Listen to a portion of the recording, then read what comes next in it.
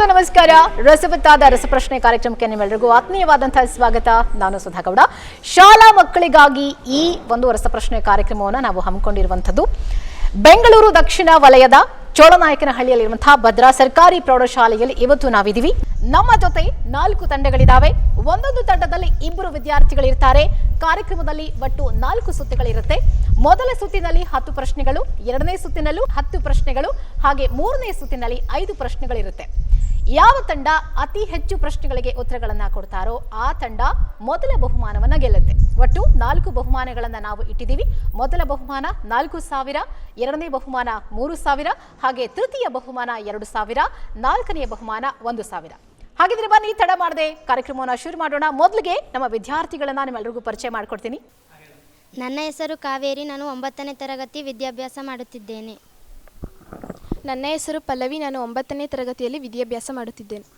ನನ್ನ ಹೆಸರು ರೋಹಿಣಿ. ನಾನು 9ನೇ ತರಗತಿಯಲ್ಲಿ ವಿದ್ಯಾಭ್ಯಾಸ ಮಾಡುತ್ತಿದ್ದೇನೆ. ನನ್ನ ಹೆಸರು ಪ್ರೀತಿ. ನಾನು 9ನೇ ತರಗತಿಯಲ್ಲಿ ಕನ್ನಡ ಮಾಧ್ಯಮವಾಗಿ ವಿದ್ಯಾಭ್ಯಾಸ ಮಾಡುತ್ತಿದ್ದೇನೆ. ನನ್ನ ಹೆಸರು ಶಶಾಂಕ್. ನಾನು 9ನೇ ತರಗತಿಯಲ್ಲಿ ವಿದ್ಯಾಭ್ಯಾಸ ಮಾಡುತ್ತಿದ್ದೇನೆ. ನನ್ನ ಹೆಸರು ಕಿಶೋರ್. ನಾನು 9ನೇ ತರಗತಿಯಲ್ಲಿ ವಿದ್ಯಾಭ್ಯಾಸ ಮಾಡುತ್ತಿದ್ದೇನೆ. ನನ್ನ ಹೆಸರು ಪವಿತ್ರ ಸಿಎಂ. ನಾನು 9ನೇ ತರಗತಿಯಲ್ಲಿ ಓದುತ್ತಿದ್ದೇನೆ. ನನ್ನ ಹೆಸರು ರಶ್ಮಿಯಂ. ನಾನು 9ನೇ ತರಗತಿಯಲ್ಲಿ ಓದುತ್ತಿದ್ದೇನೆ. ಓಕೆ ವೀಕ್ಷಕರೇ, ಹಾಗಿದ್ರೆ ಬನ್ನಿ ನಮ್ಮ ಮೊದಲ ಸುತ್ತನ್ನ ಪ್ರಾರಂಭಿಸೋಣ. ಮೊದಲ ತಂಡಕ್ಕೆ ಮೊದಲ ಪ್ರಶ್ನೆ. ಮಕ್ಕಳ ರೆಡಿ ಇದ್ದೀರಾ? ಕಾನ್ಸೆಪ್ಟ್ ಅರ್ಥ ಆಯ್ತಲ್ವಾ? ಒಟ್ಟು ಕಾರ್ಯಕ್ರಮದಲ್ಲಿ 3 ಸುತ್ತುಗಳಿರುತ್ತೆ. ಮೊದಲ ಸುತ್ತಿಗೆ 10 ಪ್ರಶ್ನೆಗಳು, ಎರಡನೇ ಸುತ್ತಿಗೂ 10 ಪ್ರಶ್ನೆಗಳಿರುತ್ತೆ, ಮೂರನೇ ಸುತ್ತಿನಲ್ಲಿ 5 ಪ್ರಶ್ನೆಗಳಿರುತ್ತೆ. ಯಾವ ತಂಡ ಅತಿ ಹೆಚ್ಚು ಪ್ರಶ್ನೆಗಳಿಗೆ ಉತ್ತರಗಳನ್ನು ಕೊಡ್ತಾರೋ ಅವರು ಮೊದಲ ಬಹುಮಾನವನ್ನು ಗೆಲ್ತಾರೆ. ಒಟ್ಟು 4 ಬಹುಮಾನಗಳನ್ನು ನಾವು ಕೊಡ್ತಾ ಇದ್ದೀವಿ. ಓಕೆನಾ? ರೆಡಿನಾ? ಫುಲ್ ಕಾನ್ಫಿಡೆಂಟ್ ಆಗಿದ್ದೀರಾ? ಶುರು ಮಾಡೋಣ. ಓಕೆ, ಸೊ ಮೊದಲ ಪ್ರಶ್ನೆ, ರಾಷ್ಟ್ರೀಯ ಶಿಕ್ಷಕರ ದಿನಾಚರಣೆಯನ್ನು ಆಚರಿಸುವ ದಿನಾಂಕ ಯಾವುದು? ಪ್ರಶ್ನೆ ಮತ್ತೊಮ್ಮೆ, ರಾಷ್ಟ್ರೀಯ ಶಿಕ್ಷಕರ ದಿನಾಚರಣೆಯನ್ನು ಆಚರಿಸುವಂತಹ ದಿನಾಂಕ ಯಾವುದು? ನಿಮ್ಮ ಆಯ್ಕೆಗಳು ಹೀಗಿದೆ. ಆಯ್ಕೆ 1 ಸೆಪ್ಟೆಂಬರ್ 4, ಆಯ್ಕೆ 2 ಅಕ್ಟೋಬರ್ 5, ಆಯ್ಕೆ 3 ನವೆಂಬರ್ 5, ಆಯ್ಕೆ 4 ಸೆಪ್ಟೆಂಬರ್ 5. ಕನ್ಫರ್ಮಾ? ಲಾಕ್ ಮಾಡ್ಲಾ? Okay, congratulations. ಸೆಪ್ಟೆಂಬರ್ 5 ಸರಿಯಾದ ಉತ್ತರ. ಓಕೆ ಮಕ್ಕಳ, ಎರಡನೇ ಪ್ರಶ್ನೆಗೆ ಹೋಗೋಣ. ರೆಡಿನಾ? ಕುಂಭಮೇಳ ಎಷ್ಟು ವರ್ಷಗಳಿಗೊಮ್ಮೆ ನಡೆಯುತ್ತೆ? ಆಪ್ಷನ್ಸ್ 4 ಇದೆ. ಮೊದಲ ಆಪ್ಷನ್ ಆಯ್ಕೆ ನಂಬರ್ 1 5 ವರ್ಷ, ಆಯ್ಕೆ ನಂಬರ್ 2 10 ವರ್ಷ, ಆಯ್ಕೆ ನಂಬರ್ 3 15 ವರ್ಷ, ಆಯ್ಕೆ ನಂಬರ್ 4 12 ವರ್ಷ.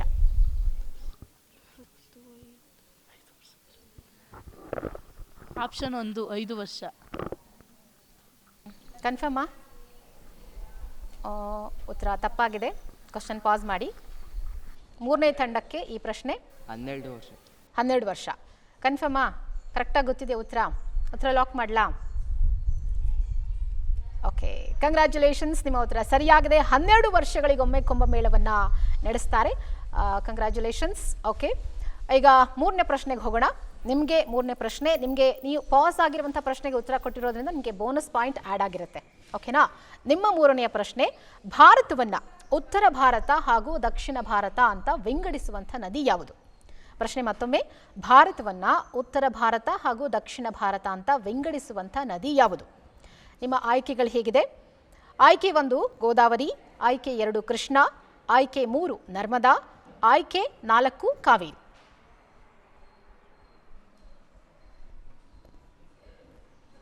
ಆಪ್ಷನ್ಸ್ ಮತ್ತೊಮ್ಮೆ, ಆಯ್ಕೆ ನಂಬರ್ 1 ಗೋದಾವರಿ, ಆಯ್ಕೆ ನಂಬರ್ 2 ಕೃಷ್ಣ, ಆಯ್ಕೆ ನಂಬರ್ 3 ನರ್ಮದಾ, ಆಯ್ಕೆ ನಂಬರ್ 4 ಕಾವೇರಿ.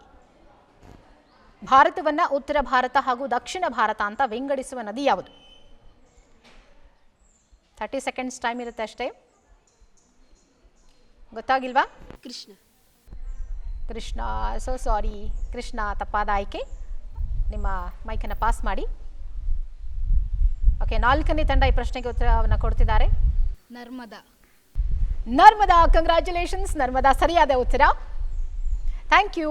ನಿಮ್ಮ 4ನೇ ಪ್ರಶ್ನೆ 4ನೇ ತಂಡಕ್ಕೆ, ಹೆಚ್ಚು ಟೀ ಉತ್ಪಾದಿಸುವಂಥ ದೇಶ ಯಾವುದು? ವಿಶ್ವದಲ್ಲಿಯೇ ಅತಿ ಹೆಚ್ಚು ಟೀಯನ್ನು ಉತ್ಪಾದಿಸುವಂಥ ದೇಶ ಯಾವುದು? 4 ಆಯ್ಕೆಗಳಿದೆ. ನಿಮ್ಮ ಮೊದಲ ಆಯ್ಕೆ ಬ್ರೆಜಿಲ್, ಎರಡನೇ ಆಯ್ಕೆ ಜಪಾನ್, ಮೂರನೇ ಆಯ್ಕೆ ಚೀನಾ, ನಾಲ್ಕನೇ ಆಯ್ಕೆ ಭಾರತ.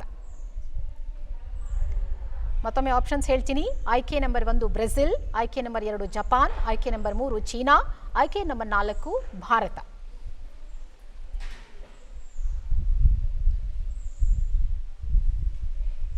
Option 1 Brazil. ಬ್ರೆಜಿಲ್ ತಪ್ಪಾದ ಉತ್ತರ.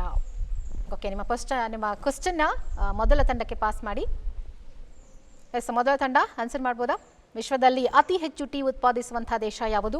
ಆಯ್ಕೆ ನಂಬರ್ 1 ಬ್ರೆಜಿಲ್, ಆಯ್ಕೆ ನಂಬರ್ 2 ಜಪಾನ್, ಆಯ್ಕೆ ನಂಬರ್ 3 ಚೀನಾ, ಆಯ್ಕೆ ನಂಬರ್ 4 ಭಾರತ.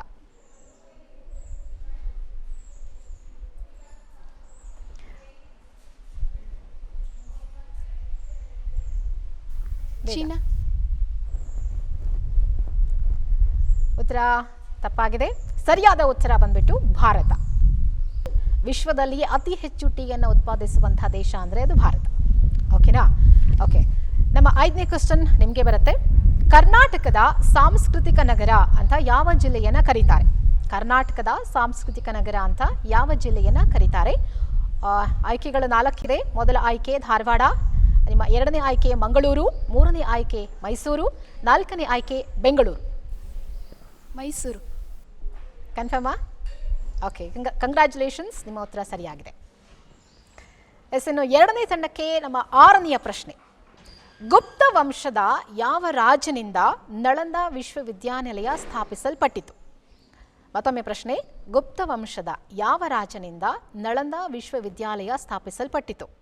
ನಿಮಗೆ 4 ಆಯ್ಕೆಗಳಿದೆ. ಮೊದಲ ಆಯ್ಕೆ ಸಮುದ್ರಗುಪ್ತ, 2ನೇ ಆಯ್ಕೆ ಸ್ಕಂದಗುಪ್ತ, 3ನೇ ಆಯ್ಕೆ 1ನೇ ಚಂದ್ರಗುಪ್ತ, 4ನೇ ಆಯ್ಕೆ 1ನೇ ಕುಮಾರಗುಪ್ತ. 1ನೇ ಚಂದ್ರಗುಪ್ತ. 1ನೇ ಚಂದ್ರಗುಪ್ತ. ಸಾರಿ, ಉತ್ತರ ತಪ್ಪಾಗಿದೆ. ನಿಮ್ಮ ಪ್ರಶ್ನೆ ಪಾಸ್ ಮಾಡಿ. ನಮ್ಮ 3ನೆಯ ತಂಡ 6ನೇ ಪ್ರಶ್ನೆಗೆ ಉತ್ತರವನ್ನು ಕೊಡ್ತಿದ್ದಾರೆ. ಆಪ್ಷನ್ ಮತ್ತೊಮ್ಮೆ ಹೇಳ್ತೀನಿ. ಆಯ್ಕೆ ನಂಬರ್ 1 ಸಮುದ್ರಗುಪ್ತ, ಸ್ಕಂದಗುಪ್ತ, ಆಯ್ಕೆ ನಂಬರ್ 3 1ನೇ ಚಂದ್ರಗುಪ್ತ, ಆಯ್ಕೆ ನಂಬರ್ 4 1ನೇ ಕುಮಾರಗುಪ್ತ. ಗುಪ್ತ ವಂಶದ ಯಾವ ರಾಜನಿಂದ ನಳಂದ ವಿಶ್ವವಿದ್ಯಾಲಯ ಸ್ಥಾಪಿಸಲ್ಪಟ್ಟಿತು? ಸಮುದ್ರಗುಪ್ತ. ಉತ್ತರ ತಪ್ಪಾಗಿದೆ. ಸೊ ಸಾರಿ, ಸರಿಯಾದ ಉತ್ತರ 1ನೇ ಕುಮಾರಗುಪ್ತ. ಓಕೆನಾ? ಓಕೆ, 3ನೇ ತಂಡಕ್ಕೆ ನಮ್ಮ 7ನೆಯ ಪ್ರಶ್ನೆ. ಮಾನವನ ಕಣ್ಣುಗಳು ಎಷ್ಟು ಮೆಗಾ ಫಿಕ್ಸಲ್ಗಳನ್ನು ಹೊಂದಿದೆ? ಪ್ರಶ್ನೆ ಅರ್ಥ ಆಯ್ತಾ? ಮಾನವನ ಕಣ್ಣುಗಳು ಎಷ್ಟು ಮೆಗಾ ಫಿಕ್ಸಲ್ಗಳನ್ನು ಹೊಂದಿದೆ? ನಿಮ್ಮ 4 ಆಯ್ಕೆಗಳು ಹೀಗಿದೆ. ಮೊದಲ ಆಯ್ಕೆ 576, 2ನೇ ಆಯ್ಕೆ 670, 3ನೇ ಆಯ್ಕೆ 430, 4ನೇ ಆಯ್ಕೆ 550. ಮತ್ತೊಮ್ಮೆ ಆಪ್ಷನ್ಸ್ ಹೇಳ್ತೀನಿ. ನಿಮ್ಮ ಮೊದಲ ಆಯ್ಕೆ 576, 2ನೇ ಆಯ್ಕೆ 670, 3ನೇ ಆಯ್ಕೆ 430, 4ನೇ ಆಯ್ಕೆ 550. 550. ಸಾರಿ, ಉತ್ತರ ತಪ್ಪಾಗಿದೆ. ನಿಮ್ಮ ಪ್ರಶ್ನೆಯನ್ನು 4ನೇ ತಂಡಕ್ಕೆ ಪಾಸ್ ಮಾಡಿ. ಮಾನವನ ಕಣ್ಣುಗಳು ಎಷ್ಟು ಮೆಗಾ ಫಿಕ್ಸಲ್ಗಳನ್ನು ಹೊಂದಿದೆ? ಆಯ್ಕೆ ನಂಬರ್ 1 576, ಆಯ್ಕೆ ನಂಬರ್ 2 670, ಆಯ್ಕೆ ನಂಬರ್ 3 430, ಆಯ್ಕೆ ನಂಬರ್ 4 550. Option number 576. ಓ ಸೂಪರ್, ಕಂಗ್ರ್ಯಾಚುಲೇಷನ್ಸ್. ಸರಿಯಾದ ಉತ್ತರ ಮಾನವನ ಕಣ್ಣುಗಳು 576 ಮೆಗಾ ಫಿಕ್ಸಲ್ಗಳನ್ನು ಹೊಂದಿದೆ. ಓಕೆ, ಸೊ ವಿದ್ಯಾರ್ಥಿಗಳೆಲ್ಲ ಬಹಳ ಇಂಟೆಲಿಜೆಂಟ್ ಆಗಿ ಆನ್ಸರ್ ಮಾಡ್ತಿದ್ದೀರಾ. ಯೋಚನೆ ಮಾಡಿ ಕರೆಕ್ಟಾಗಿ ಆನ್ಸರ್ ಮಾಡಿ. ಓಕೆನಾ? ಓಕೆ, ನಮ್ಮ 8ನೇ ಪ್ರಶ್ನೆಗೆ ಹೋಗೋಣ. ನಮ್ಮ 8ನೇ ಪ್ರಶ್ನೆ 4ನೇ ತಂಡಕ್ಕೆ. ಒಂದು ತ್ರಿಭುಜದ ಒಳಕೋನಗಳ ಒಟ್ಟು ಮೊತ್ತ ಎಷ್ಟು? ಒಂದು ತ್ರಿಭುಜದ ಒಳಕೋನಗಳ ಒಟ್ಟು ಮೊತ್ತ ಎಷ್ಟು? ನಿಮ್ಮ ಆಯ್ಕೆಗಳು ಹೀಗಿದೆ. ಆಯ್ಕೆ ನಂಬರ್ 1 90 ಡಿಗ್ರಿ, ಆಯ್ಕೆ ನಂಬರ್ 2 60 ಡಿಗ್ರಿ, ಆಯ್ಕೆ ನಂಬರ್ 3 45 ಡಿಗ್ರಿ, ಆಯ್ಕೆ ನಂಬರ್ 4 180 ಡಿಗ್ರಿ. ಆಯ್ಕೆ ನಂಬರ್ 4 180 ಡಿಗ್ರಿ. ಕನ್ಫರ್ಮಾ? ಮ್ಯಾಥ್ಸಲ್ಲಿ ಸೂಪರಾ ನೀವು? ಓಕೆ, ಸೊ ಮ್ಯಾಥ್ಸಲ್ಲಿ ಸೂಪರ್ ಇದ್ದರೆ ಉತ್ತರನೂ ಕರೆಕ್ಟ್ ಆಗಿರುತ್ತೆ. ಕಂಗ್ರ್ಯಾಚುಲೇಷನ್ಸ್. ಸೊ ನಿಮ್ಮ ಮೈಕನ್ನು ಮೊದಲ ತಂಡಕ್ಕೆ ಪಾಸ್ ಮಾಡಿ. ನಮ್ಮ ಮೊದಲ ತಂಡಕ್ಕೆ 9ನೆಯ ಪ್ರಶ್ನೆ. ಭಾರತದ ಪ್ರಸ್ತುತ ಉಪರಾಷ್ಟ್ರಪತಿ ಯಾರು? ಭಾರತದ ಪ್ರಸ್ತುತ ಉಪರಾಷ್ಟ್ರಪತಿ ಯಾರು? ನಿಮ್ಮ ಆಯ್ಕೆಗಳು ಹೀಗಿದೆ. ಮೊದಲ ಆಯ್ಕೆ ವೆಂಕಯ್ಯ ನಾಯ್ಡು, 2ನೇ ಆಯ್ಕೆ ರಾಮನಾಥ್ ಕೋವಿಂದ್, 3ನೇ ಆಯ್ಕೆ ಅನ್ಸಾರಿ, 4ನೇ ಆಯ್ಕೆ Jagdeep Dhankhar.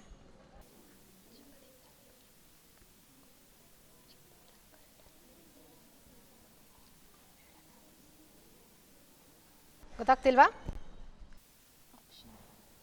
Option 1 Venkaiah Naidu, option 2 Ramnath Kovind, option 3 Ansari, option 4 Jagdeep Dhankhar. Jagdeep Dhankhar. ಕನ್ಫರ್ಮಾ? ಓಕೆ, ನಿಮ್ಮ ಉತ್ತರ ಸರಿಯಾಗಿದೆ. ಕಂಗ್ರ್ಯಾಚುಲೇಷನ್ಸ್. ಓಕೆ, ನಮ್ಮ ಎರಡನೇ ತಂಡಕ್ಕೆ ಈಗ 10ನೇ ಪ್ರಶ್ನೆ. ನಿಮ್ಮ ಪ್ರಶ್ನೆ ಹೇಗಿದೆ? ರಾಷ್ಟ್ರೀಯ ಮತದಾರರ ದಿನವನ್ನು ಯಾವಾಗ ಆಚರಿಸಲಾಗುತ್ತೆ?